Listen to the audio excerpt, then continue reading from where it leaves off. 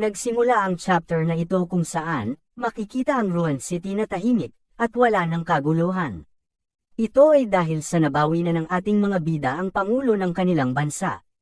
Samantala, sinamantala nilang ang pagkakataon upang bigyan ng babala si Agoy tungkol sa kanyang mapalad na pagkaligtas sa pagkakataong ito, isang babala na nagdulot ng pagkadismaya ni Agoy sa kanyang kabiguan na madaig ang kanilang kalaban. Si Zayu na umiiwas sa atensyon mula sa sangkatauhan, ay bumalik sa kanyang normal na anyo at bumalik na din sa airport. Sa paglipas ng mga araw sa bansa, sinimulan ng Pangulo ang huling bahagi ng kanyang pagbisita sa bansang B. Nakikipag-usap siya sa mga sibilyan at nakakuha siya ng mga papuri bago bumalik sa kanyang sariling bayan. Gayunpaman, ang security team ay walang pahinga. Ang napakalaking insidente ay nagdulot sa kanila ng mataas na alerto, para sa pagtiyak sa kaligtasan ng Pangulo sa lahat ng oras. Binabantayan siya ng walang patid na pagbabantay. Si Zayu at Lang ay bumalik sa kanilang orihinal na anyo, na nagkukunwaring mga aso upang makihalubilo sa paligid. Gayunpaman ang kanilang mga pagsisikap na manatiling hindi kapansin-pansin, ay napansin pa din ng isang bata na napagkamalan silang mga cute na aso na nagdulot sa kanila sa pagka-awkward. Sa ibang lugar, makikita sila Snow at Ray na balisa dahil sa mapait na kabiguan, nang mapagtanto nilang nauwi sa pagkatalo ang kanilang misyon, na makakuha ng impormasyon tungkol sa sinaunang mga tao. Makalipas ang isang buwan, sinanay ni Langki at Violet ang kanilang mga sarili sa paghahasa ng kanilang mga kakayahan, upang makontrol ang gens ng zombie sa kanilang mga katawan. Nag-alok ng gabay si Violet na pinayuhan si Langki na ituon ang kanyang lakas sa kanyang mga palad. Ngunit si Langki ay hindi pinansin ang mga sinabi ni Violet, dahil ito sa nainip siya dulot ng kanyang pangalawang anyo, na humantong sa kanya upang biglaang umatake kay Violet ng walang babala. Nababahala si Don dahil ang dalawang halimaw ay nakikipaglaban sa matinding labanan, at tumitindi palalo ang kanilang pagsalakay sa isa't isa, sa bawat lumilipas na sandali. Umaalangaw ang ingay sa loob ng silid sa kanilang mga sagupaan, habang ang emosyon ni Langki ay lumalagpas na sa kontrol. Sinabihan ni Don si Langki na kontrolin niya ang kanyang emosyon upang hindi ito magdulot ng problema. Nakakita ng pagkakataon si Don at inutusan niya ang kanilang tao na itala ang data ng labanan, simula umpisa hanggang sa matapos ang kanilang pagbabagong anyo. Binibigyan sila ng kapangyarihan ng gens ni zombie upang mapahusay ang kanilang pakikipaglaban, na umabot sa mataas na antas na pambihirang kasanayan. Sa kabila ng mabangis na pagkilos ni Langki, ay nagawa pa din siyang masipa sa mukha ni Violet. Sa sandaling mahuhulog na si Langki sa lupa, ay naghanda kaagad si Violet para sa isa pang pag-atake, ngunit kaagad itong napansin ni Langki at gumawa siya ng paraan upang ito ay maiwasan, at nang makita niya si Violet na hindi nakabantay ay sinamantala niya ang pagkakataong magpakawala ng isang napakalakas na sipa sa mukha nito, at kaagad din siyang dumistansya kay Violet, at habang si Violet ay kaagad din naman sumugod sa kanya. Sa kabila ng pagpapatigil sa kanila ni Don, sina Langki at Violet ay natupok na ng kanilang walang humpay na determinasyon na tumatangging magpaubaya, hanggang sa iisa sa kanila ang magwagi. Ang kanilang labanan ay sumiklab sa bawat palitan ng suntok, na mas matindi pa kaysa sa huli. Sa hindi kapani-paniwalang puwersa, nagsagupaan sila na nagdulot ng shockwaves na nagpa-atras sa kanilang dalawa na nagpapunta sa kani-kanilang mga armas, at si Don ay makikitang natatakot na sa mga nangyayari. Habang si Langki ay nasa agresibong pagkilos ay kaagad na tumalon palapit kay Violet na nakatayong naghihintay sa kanya. Ang pagpapatawag sa kani-kanilang armas ay ginamit ni Langki at Violet para sa kanilang huling paghaharap, at ang epekto ng kanilang pag-atake ay nagkaroon ng malakas na pagsabog sa kanilang kinatatayuan, na nagparamdam ng pagyanig sa lungsod.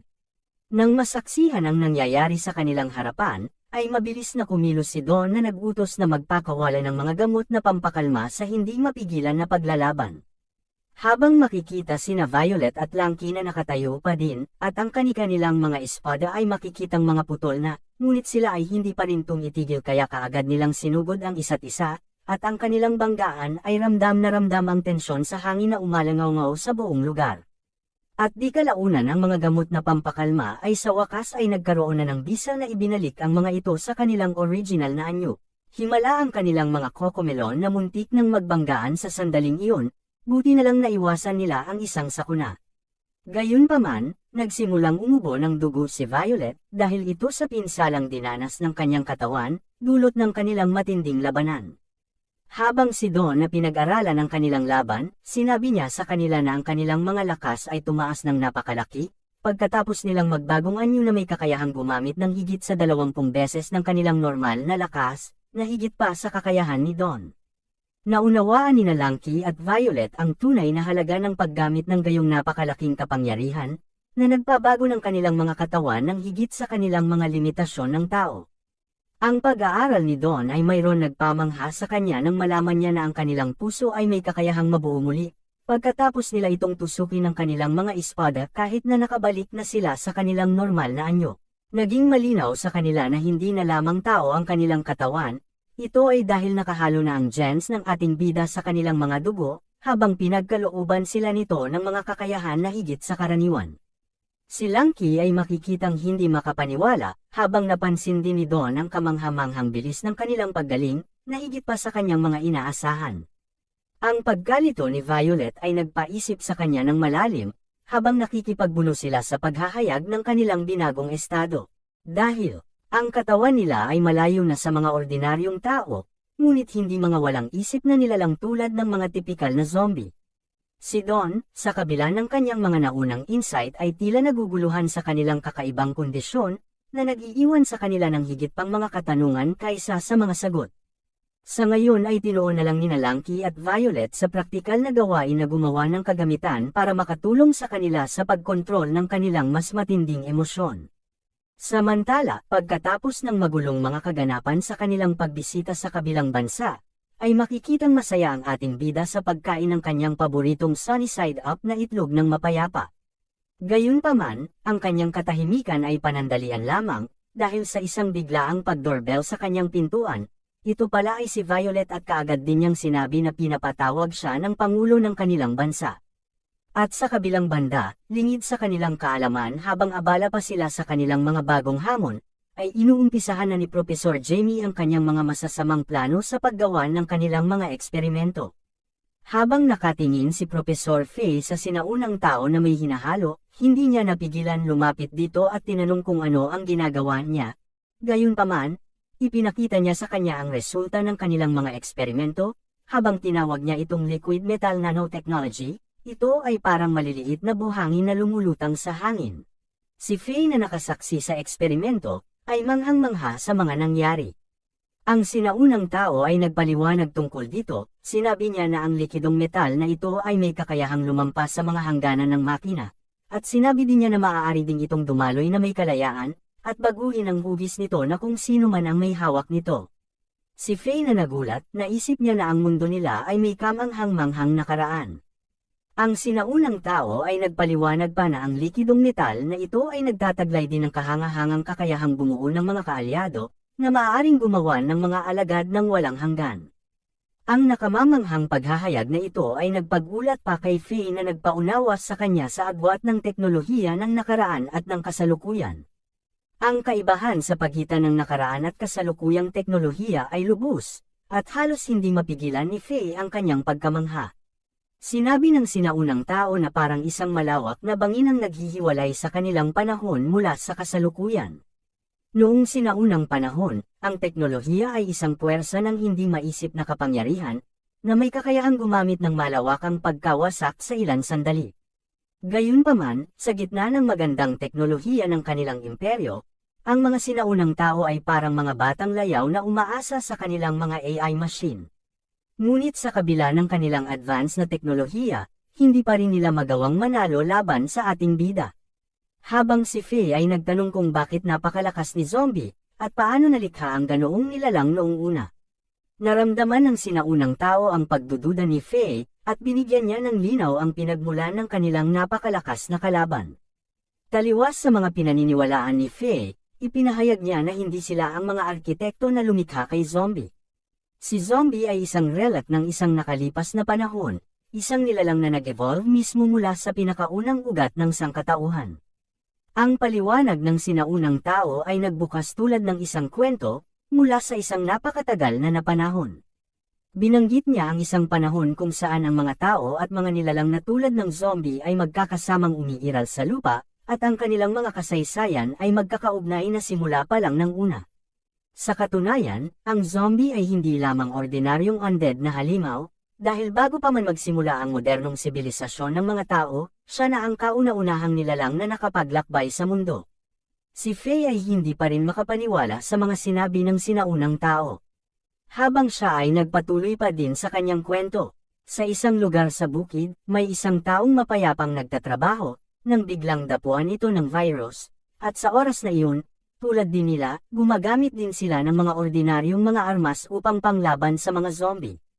Habang ang mga sinaunang tao ay nagsimulang maghanap ng isang magandang solusyon, dahil nalaman nila ang mga limitasyon ng kanilang anyo ng tao, kaya umasa sila sa teknolohiya bilang kanilang tagapagligtas, at nagsimula ang isang paglalakbay ng pagtuklas, at ibinuhos nila ang kanilang sama-samang pagsisikap sa pagmaster ng mga misteryo ng agham at engineering. Sa pamamagitan ng walang sawang pagtsatsaga, nakamit ng sinaunang sibilisasyong ang isang napakalaking tagumpay. Nahukay nila ang isang katotohanang napakalalim na nayanig ang pinakapundasyon ng kanilang pangunawa, na ang virus na lumilitaw sa kanila ay hindi isang dayuhang mananalakay, ito ay isang natutulog lamang na virus na nakapaloob mismo sa kanilang mga genes, na naghihintay sa tamang kondisyon ng katawan, upang magising at ilabas ang mapangwasak na kapangyarihan. At habang sinasaliksik nila ang pinagmula ng sibilisasyon ng tao, ay may nakita silang may mas nakakatakot. Nalaman nila na nandoon na si zombie, simula pa ng una bago pa lamang mabuo ang unang sibilisasyon ng mga tao. Siya ay isang kakaibang nilalang na nagbago mula sa pinakamaagang pangkat ng mga tao. At habang pinag-aaralan namin ang aming mga genes, nalaman din namin na higit sa 6 na sibilisasyon ang umiral na, at bago pa sa amin. At ang lahat na 6 na sibilisasyon na itinatag noon ng mga naunang tao, ay bumagsak at nawasak ito lahat. Ito ay dahil sa bawat isa, ay nilipol ni zombie. Gayunpaman, nang si Professor Jamie ay napagod na sa mga kwento ng sinaunang tao. Ibinalik niya ang kanilang atensyon sa kasalukuyan, kung saan inilahad niya ang kanyang pinakabagong nalikha, na matatagpuan sa loob ng kanilang laboratorio. Ipinakita ang enhancement machine na may isang nilalang na nilikha nila mula mismo sa genes ng ating bida. Sa kabila ng mga ginawa ni Professor Jamie sa nilalang na ito, ipinagpatuloy nila ang kanilang mga plano. Ang katawan na walang malay, ay naghihintay sa pagbabago nito sa isang mekanikal na bersyon na pinakamalakas na zombie sa buong mundo. Sa tulong ng teknolohiya ng sinaunang tao, nilagyan nila ito ng pinakamalakas na likidong metal sa kanyang katawan, na magbibigay sa kanya ng lakas na higit pa sa mga ninuno niya. Ngunit si Faye ay nabahala at tinanong kung gagawa ba sila ng isang halimaw tulad ni zombie, at idinagdag niya na sinisikap ni zombie makisama sa mga tao, at kung tayo ay lilikha ng isang nilalang na may parehong mga mithiin sa kanya, hindi ba ito ay magiging ating kalaban? Gayunpaman, si Professor Jamie ay nanatiling matatag sa kanyang pasya, na nangakong gagawa sila ng ibang mindset para sa kanilang likha na malayo kay zombie. Sinabi din niya na magiging mas maingat sila ngayon dahil kaunti lang ang nalalaman nila sa ating bida. At habang ang sinaunang tao ay nag-alok ng kanyang payo, iminungkahi niyang upang magamit ng kanilang likha ang tunay na kapangyarihan nito, bakit hindi nila mismo ipagkaloob dito ang mentalidad ni zombie, tulad ng umiiral sa kanilang sinaunang panahon. Bagamat pinangako sa kanila ng sinaunang tao na walang magiging problema, hindi napigilan ni Faye ang matakot na ang kanilang mga aksyon ay magkaroon ng hindi sinasadyang sakuna na maaaring maganap. Ang kanilang planong ipagsanib puwersa ang mekanikal na likha at ang orihinal na mentalidad ni zombie, ay nagbigay sa kanya ng pangamba, na nagdulot ng walang katiyakan sa kanilang mga pagsusumikap. Habang sila ay nakatayo sa bangin ng isang napakalaking desisyon na nasa pagitan ng pag-unlad at ng pagkawasak, sina Professor Jamie at Faye ay nakipagbuno sa bigat ng kanilang mga pagpipilian, sapagkat sa kanilang pagsisikap na masakop ang undead na banta. Nakipagsapalaran sila sa pagpapakawalan ng mga puwersa na lampas sa kanilang kontrol. Habang nangangamba si Faye sa paglabas ng kanilang nilikha sa mundo, nanatiling determinado si Professor Jamie sa kanilang natatanging pagtutok sa gawain. Ang mga potensyal na kahihinatnan ng kanilang mga aksyon ay nagpabigat ng husto sa isipan ni Faye, ngunit ang hindi natitinag na determinasyon ni Jamie ay nagudyok sa kanila na sumulong, na walang anumang mga panganib na naghihintay. Samantala, sa bansa ng Departure Bay, Nakatayong nagbabantay sina Zombie at Violet, binabantayan nila ang anumang senyales ng kaguluhan. Sa gitna ng pagmamadali sa pag-alis, sumikat ang kuryosidad ni Zombie at tinanong niya si Violet tungkol sa hindi inaasahang lokasyon nila. Hindi nagtagal ay nasagot ang kanyang katanungan sa pagdating ng Pangulo ng Bansa, na ang presensya ay nagdulot ng pakiramdam ng pagkilala sa undead na puso ni Zombie.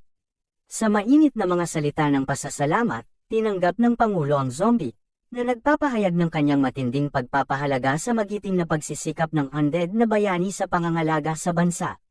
Sa isang kilos ng mabuting kalooban, binigyan niya ng regalo ang Zombie ng isang armadong hukbong pangdagat na binubuo ng 4 na kakilakilabot na sasakyang panghimpapawid, at 60 barkong pandigma. Isang patunay ng tiwala at pasasalamat ng bansa sa kanya, at sa oras din yun, sinabi ng Pangulo na ang kalahati ng sibilisasyon ng bansang A ay nasa kanya ng pangangalaga. Si Violet, na nakasaksi sa lahat ng mga sinabi ng Pangulo, ay hindi makapaniwala na nagtiwala ang Pangulo sa ating bida, na di alintana ang mga darating na panganib. Ang Zombie na nagulat sa mga pangyayari, ay napawaw sa mga itinalaga sa kanya ng Pangulo, at habang si Violet na nakita ang kanyang reaksyon, ay nainis dahil siya lang ang nakatanggap ng mga ganitong gantimpala. Gayunpaman, tinawag ng Pangulo ang atensyon ng mga Navy, upang batiin ang kanilang pinakabagong commander officer. At ang lahat ng mga Navy sa barko ay kaagad na bumati sa ating bida, at may masaya pang pagsalubong na mga musika. At habang masaya sila sa pagdiriwang sa Departure Bay, ang puso ng ating bida ay nag-uumapaw sa kasiyahan sa pagbuhos ng suporta mula sa kanyang mga kababayan. Bagamat ang kanyang paglalakbay ay puno ng mga hamon at kawalan ng katiyakan, siya ngayon ay nakasakay sa hukbong pangdagat ng bansa, handang mamuno ng may tapang at pananalig. Sa bigat ng kanyang bagong titulo, tinanggap ni Zombie ang kanyang tungkulin bilang commanding officer ng may kababaang loob at may determinasyon, kahit batid niya na ang daan sa hinaharap ay may mga pagsubok at kapigatian. Ngunit sa walang patid na suporta ng kanyang mga kasama, at tiwala ng kanyang mga tao, handa siyang harapin ang anumang pagsubok na darating, at tumayo siya bilang lakas at pag-asa para sa kanilang bansa at sa sibilisasyon. Samantala, sa ibang lugar sa karagatan, mayroon isang barko na pag-alagala sa dagat, at ipinakita ang pinuno ng mga zombie sa Ruin City, na nagmamaneho ng kanilang barko, habang nagsasabing ibaba nila ang kanilang pride, dahil hindi kami gumastos ng napakaraming pera upang kunin sila para lang mamasyal at uminom ng sariwang dugo. Gayunpaman, ang Blood Queen ay galit sa ilang kadahilanan. Sinusubukan siyang pakalmahin ni Lanling upang pag-usapan nila ang mga bagay ng maayos, habang tinanong din niya sa pinuno ng kabilang panig na kung bakit kailangan nilang pumunta sa lugar na ito. Sinabi niyang magsisimula na ang exchange meeting ng magkabilang bansa, kaya kinuha niya sila dahil hindi sila kumpiyansa sa mangyayari, kaya nagdagdag sila ng puwersa upang mangibabaw, habang tinanong din niya sila kung kakayanin ba nila ang ipagagawa niya sa kanila. At sumagot si Lanling na kaya nila, habang tinanong niya ang pinuno ng Ruin City na kung magkano ang kaya niyang bayaran para sa kanilang magiging trabaho. Sumagot siya ng 3,000 toneladang ginto. Dahil sa laki ng pera na ito, kumislap ang kanyang mga mata, ngunit mukhang naiinis at hindi interesado ang Blood Queen dito. Kaya sinubukan siyang pakalmahin ni Lanling. Ito ay dahil sa loan nila kay Blackie na may 40% ang interest rate na siguradong matatagalan sila sa pagbabayad dito. Habang biglang naglakad papunta sa kanila ang Blood Queen, at kaagad din naman silang binalaan ni Xiao Bao na manatiling dumistansya sila ng 5 metro ang layo sa kanilang pinuno. Sarkastikong tinanong niya ang mga ito kung natatakot ba silang kainin niya ang kanilang pinuno. Sinabi ni Xiao Bao na ang kanilang pinuno ay allergy sa mga sinaunang nilalang, kaya dapat lumayo sila dito, ngunit inutusan sila ng pinuno nila na hayaan siya. Hinarap niya ito at sinabing, wala akong pakialam kung ano ang gusto mong gawin, ngunit maliban sa isang tao, wala nang iba pang kayang talunin ako. Kaya kung gusto mong kumilos ako, bayaran mo ko ng hiwalay. Habang sinabi naman ng pinuno ng Ruin City, na kung siya ang magiging dahilan ng tunggalian ng dalawang bansa ay walang problema. Para mabayaran ang utang na mataas ang interes, ang kaawa-awang Blood Queen ay walang magawa kundi ibaba ang kanyang dignidad at magtrabaho para sa iba. Balik sa kasalukuyan, magsisimula na ang conference ng dalawang bansa. Kumalat ang balita tungkol sa palitan ng dalawang bansa. Mula pa noong bukang liwayway ng sibilisasyon, ay nagtatago na sila sa mga zombie, at kahit ngayon, sila ay nakakulong sa loob ng mga limitasyon ng kanilang mga lungsod. Namuhunan sila ng napakalaki para sa pagbuo ng militar, upang maprotektahan sila mula sa panganib. Kahit magkalayo ang dalawang bansa, iisa pa rin ang lahi nila. Ang mga kaganapan sa taong ito, ay magaganap sa kalagitnaan ng dagat, habang ipalalabas sa mga TV para makita ng buong mundo. Ang layunin ng palitan sa pagkakataong ito ay makuha ang mga isla at ipakita ang kanilang lakas militar sa mga sibilyan. Ito ay isang pangako sa lahat ng mga taong nanunood na ang kanilang militar ay maaaring maprotektahan sila at ang kanilang mga pamilya. Sa kasalukuyan, ang mga pinuno ng bansa pati na ang kanilang mga general ay nagtipon na sa Guam Island. Kinabukasan darating ang mga iba't ibang departamento ngunit sa kasalukuyan, mayroon lamang silang simpleng laban ng beach volleyball. Lahat ay naghiyawan para sa kanilang mga idolo. Sa oras na ito, ang mga tao sa paligid ng Guam Island ay dumadami. Si Lanky at ang lahat ay nagsimulang maghanda para sa kanilang mga laro. Sila ay laban kay Rain at Snow na mapagkompetensya rin. Gayunpaman, ang ating bida ay manunood lang sa kanila. Kasabay nito, maglalaro din si Violet. Nakikita ng punong kagawaran na hindi ito nakakatuwa ngunit interesado pa rin siyang panuulin ang dalawang pares ng mga batang babae na maglalaro ng volleyball. Sa kabilang banda, napansin ng iba ang itsura ng ating bida sa pagiging mapayat nito, kaya inakala nilang mahina siya, at nagtaka sila kung bakit siya ang kinuha bilang bodyguard ng presidente. Gayunpaman, nag-aalala si Zombie sa mga binti ni Violet, kaya agad siyang sinabihan ng dating presidente, na ginawan siya ng kanilang biologist ng mga peking paa. At sumigaw na ang referee na simulan na ang kanilang larong, at kaagad namang kumilos si Lanky para sa simula, habang tumalo naman si Violet ng napakataas para sa isang spike. Nagulat ang lahat nang makita ang spike na napakabilis na hindi kayang saluhin ng isang ordinaryong tao, ngunit mabilis itong nasalo ni Rain para isalba. Sa kabutihang palad, ang bola ay napunta sa itaas kaya kaagad itong sinundan ni Snow. Agad na gumawa ng open spike si Snow para sa counter-attack. Sa kasamaang palad para sa kanila, pinaghandaan na ito ni Lanky at siya ay magko-kontra-atake. Inihanda ng dalawa ang kanilang sarili. Dahil sa lakas ng mga ito, sunod-sunod na suntok ang kanilang mga binitawan, ngunit bago pa man may makapuntos, ang bola ay tumama sa ulo ng ating bida. Nang laki ang mata ng iba nang makita ang kanilang namumukod tanging pagganap sa pagbubukas na hindi pangkaraniwan. Gayunpaman, isang magandang babae ang nalilito tungkol sa isang bagay. Pinapanood niya ang opening ng volleyball game mula sa malayo. Nang magsimula muli ang laro, nabahala si Zombie at tumakbo palayo para maiwasang matamaan ulit siya ng bola, at habang tumatakbo siya, lumingon siya sa likod at ngumiti ng may kumpiyansa, matapos niyang maisip na matagumpay niyang naiwasan ang mga ito. Nang bigla na namang tumama ang bola sa mukha ng ating bida, na ikinagulat niya. Nagtatalo sina Lanky at Rain kung kanino mapupunta ang score, habang si Zombie ay nahihilo sa lakas ng ball ang tumama sa kanya.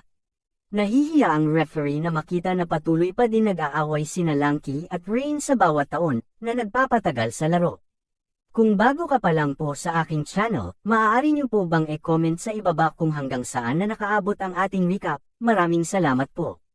Gayunpaman, mayroon pang isang magandang babaeng puti ang buhok, ang tumitingin sa isang nilalang mula sa likod. Ang gwapong bida pala natin, ang kanilang tinitingnan. Ito ay dahil kilala pala nila ang ating pinakagwapong bida, kaya pinayuhan niya ang kanyang mga kasama na mag-ingat upang hindi sila matuklasan nito. Subalit, hindi interesadong tumingin sa kanila ang gwapong si Zombie, ito ay dahil galit na galit siya na kahit saan pa siya pumunta ay tinatamaan pa din siya ng bola, kahit ito ay nagkakataon lang. Ang dalawang babae ay pinag-uusapan ng ating bida, ang pangalan ng babaeng nakaitim ang buhok ay Butterfly. Sinabi niya na ilang siglo na ang nakalipas mula nang makipaglaban siya dito, kaya inakala niyang nakalimutan na ito ng ating bida. Habang nakatingin sila sa kanya, hindi sila natatakot sa unang anyo nito. Dahil si Zombie ay nasa kanyang unang anyo, kaya siya ay nagmumukhang tanga dito, ngunit ang kinatatakutan nila ay ang kanyang mga pagbabagong, na nagiging bangungot nila. Matagal na silang naglilibot sa bansang B at hindi man lang nila inaasahan na dito sila magkikita. Naiinis pa rin si Butterfly na maalala ang nakaraan, na si Zombie ay isa sa masasakit na alaala niya na nanatili sa kanyang isipan hanggang sa ngayon. Mula sa nakaraan kung saan sila ay nasa loob ng rocket ship, Ang kawalan ng pag-asa na ipinaramdam sa kanila ni Zombie, ay mayroon isang pakiramdam ng hindi matitiis na pressure. Dahil dito napilitan silang umalis sa kanilang bayan kahit na masakit. Hanggang ngayon, hindi pa rin nila makalimutan ang sandaling nangyari ito sa kanila. At ang isa sa kanyang mga kasama ay hindi mapigilan ang galit kay Zombie, kaya sinubukan niya itong pakalmahin, at kaagad din naman itong sumunod. Sinabi din niya na tandaan palagi nila ang kanilang layunin, dahil kung kumilos sila ng padalos-dalos, ito ay hahantong lamang sa masaklap na kahihinatnan. Habang tinawag ni Butterfly ang babaeng may puting buhok na si Niai, sinabi niya dito na dahil di siya sanay matulog sa ganitong lugar, siya ay magmasid lang muna rito, at siya ay magpapahinga lang muna sandali, at binalaan niya siya na huwag niyang kalimutang dumistansya kay Zombie. Ang kanilang layunin ay mahanap ang pinakalimitasyon ng ating bida, habang iiwasan muna nila ang pakikipagharap sa kanya. Sa kabilang banda, makikita ang batang si Faye at ang sinaunang tao sa laboratorio. Habang natapos na rin sa wakas ang disenyo ng sinaunang tao, at masaya siya na ang engineering pa rin ang pinakaangkop na trabaho para sa kanya, kahit na ito ang nagiging sanhi ng pagkawala ng kanyang mga buhok. Na-curious ang batang si Faye sa sinabi ng sinaunang tao kanina. Binanggit niya ang sibilisasyon na mas matanda pa sa sinaunang tao, kaya tinanong niya kung ano ang hitsura ng mga ito. Sumagot ang sinaunang tao na hindi niya alam pero nag-iwan sila ng ilang legacies para sa kanila, ngunit wala naman silang naiwan kaya kailangan talaga nilang magsimula ulit sa zero.